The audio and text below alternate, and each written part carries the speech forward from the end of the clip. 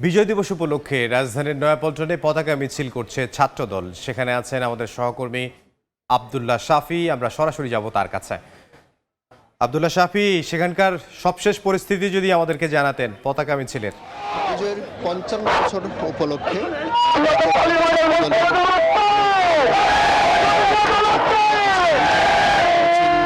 আয়োজন করেছে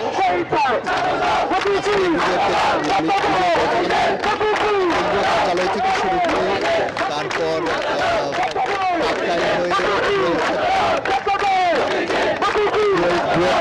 গোল চত্বর হয়ে তারপর শাহবাগ শহীদ মিনার হয়ে শাহবাগ দিয়ে শেষ হবে। এখানে বেলা ২:৩০টায় শুরু হওয়ার কথা ছিল এই বিজয়ের পতাকা মিছিলটি, কিন্তু নেতাকর্মীরা আসতে কিছুটা লেট হয়, কিছুটা হয়তো ৩:৩০ নাগাদ বা ৪টা নাগাদ শুরু হতে পারে। ইতিমধ্যে কিন্তু প্রচুর নেতাকর্মীরা আসতে শুরু করেছেন। থানা ওয়ার্ড পর্যায়ের বিভিন্ন ওয়ার্ড পর্যায়ের নেতাকর্মীরা আসতে শুরু করেছেন মিছিল নিয়ে, এবং তারা পতাকা নিয়ে হাতে পতাকা নিয়ে মিছিল নিয়ে তারা আসতে শুরু করেছেন। এবং তাদের এই আজকের এই মিছিলের মধ্যে যে বিজয় উদযাপনের পাশাপাশি সামনের দিনের যে কর্মসূচি নির্বাচন কেন্দ্রিক, সেই স্লোগানগুলো তারা দিচ্ছে, মুখে দিচ্ছে যে শহীদ জিয়ার আলো ঘরে ঘরে জালো। এবং সামনের যে তাদের নির্বাচনী কর্মসূচি কি হবে,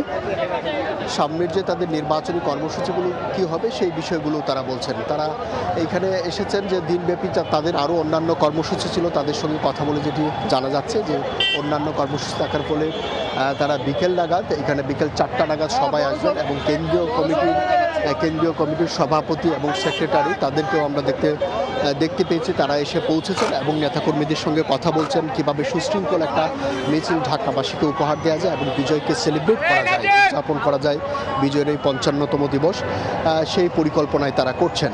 এবং দেখা যাচ্ছে এখন পর্যন্ত